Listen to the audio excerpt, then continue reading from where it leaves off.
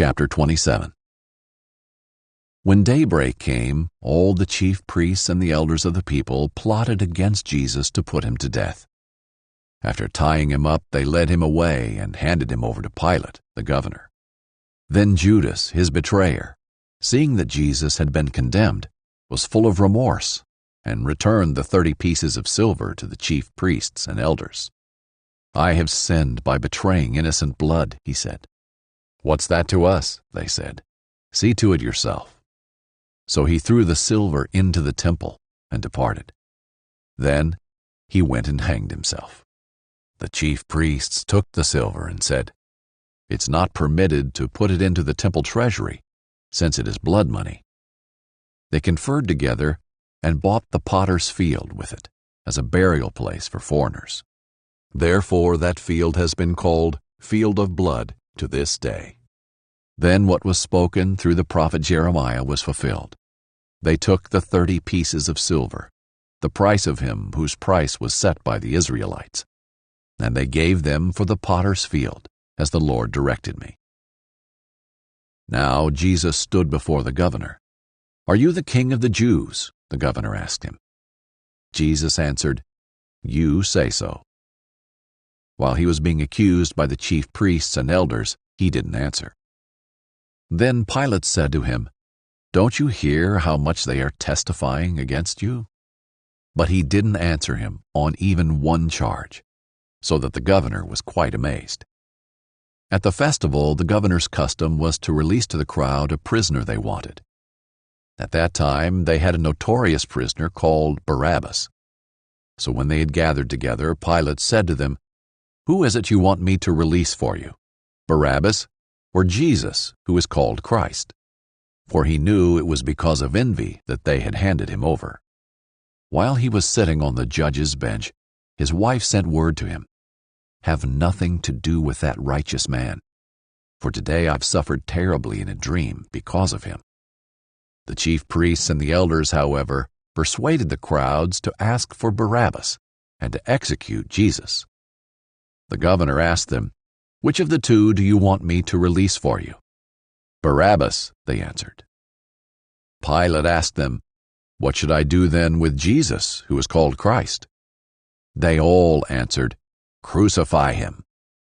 Then he said, "Why? What has he done wrong?" But they kept shouting all the more, "Crucify him." When Pilate saw that he was getting nowhere, but that a riot was starting instead, he took some water, washed his hands in front of the crowd, and said, "I am innocent of this man's blood. See to it yourselves." All the people answered, "His blood be on us and on our children." Then he released Barabbas to them, and after having Jesus flogged, handed him over to be crucified. Then the governor's soldiers took Jesus into the governor's residence and gathered the whole company around him. They stripped him and dressed him in a scarlet robe. They twisted together a crown of thorns, put it on his head, and placed a staff in his right hand.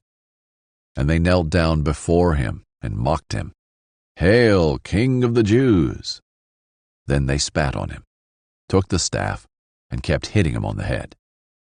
After they had mocked him, they stripped him of the robe, put his own clothes on him, and led him away to crucify him. As they were going out, they found a Cyrenian man named Simon. They forced him to carry his cross. When they came to a place called Golgotha, which means place of the skull, they gave him wine mixed with gall to drink. But when he tasted it, he refused to drink it. After crucifying him, they divided his clothes by casting lots. Then they sat down and were guarding him there.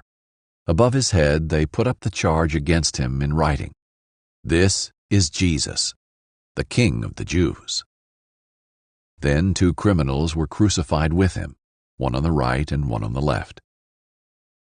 Those who passed by were yelling insults at him, shaking their heads, and saying, "You who would destroy the temple and rebuild it in 3 days, save yourself.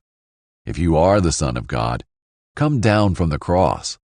In the same way, the chief priests with the scribes and elders mocked him and said, "He saved others, but he cannot save himself. He is the King of Israel. Let him come down now from the cross, and we will believe in him. He trusts in God. Let God rescue him now, if he takes pleasure in him. For he said, I am the Son of God. In the same way, even the criminals who were crucified with him taunted him. From noon until 3 in the afternoon, darkness came over the whole land. About 3 in the afternoon, Jesus cried out with a loud voice, Eli, Eli, lama sabachthani. That is, my God, why have you abandoned me? When some of those standing there heard this, they said, He's calling for Elijah. Immediately one of them ran and got a sponge, filled it with sour wine, put it on a stick, and offered him a drink. But the rest said, Let's see if Elijah comes to save him. But Jesus cried out again with a loud voice and gave up his spirit. Suddenly, the curtain of the sanctuary was torn in two from top to bottom. The earth quaked, and the rocks were split. The tombs were also opened, and many bodies of the saints who had fallen asleep were raised. And they came out of the tombs after his resurrection, entered the holy city, and appeared to many. When the centurion and those with him who were keeping watch over Jesus saw the earthquake and the things that had happened, they were terrified and said, Truly, this man was the Son of God. Many women who had followed Jesus from Galilee and looked after him were there, watching from a distance. Among them were Mary Magdalene, Mary the mother of James and Joseph, and the mother of Zebedee's sons. When it was evening, a rich man from Arimathea named Joseph came, who himself had also become a disciple of Jesus. He approached Pilate and asked for Jesus' body. Then Pilate ordered that it be released. So Joseph took the body, wrapped it in clean, fine linen, and placed it in his new tomb, which he had cut into the rock. He left after rolling a great stone against the entrance of the tomb. Mary Magdalene and the other Mary were seated there, facing the tomb. The next day, which followed the preparation day, the chief priests and the Pharisees gathered before Pilate and said, Sir, we remember that while this deceiver was still alive, he said, After 3 days I will rise again. So give orders that the tomb be made secure until the 3rd day. Otherwise his disciples may come, steal him, and tell the people he has been raised from the dead, and the last deception will be worse than the first. Take guards, Pilate told them. Go and make it as secure as you know how.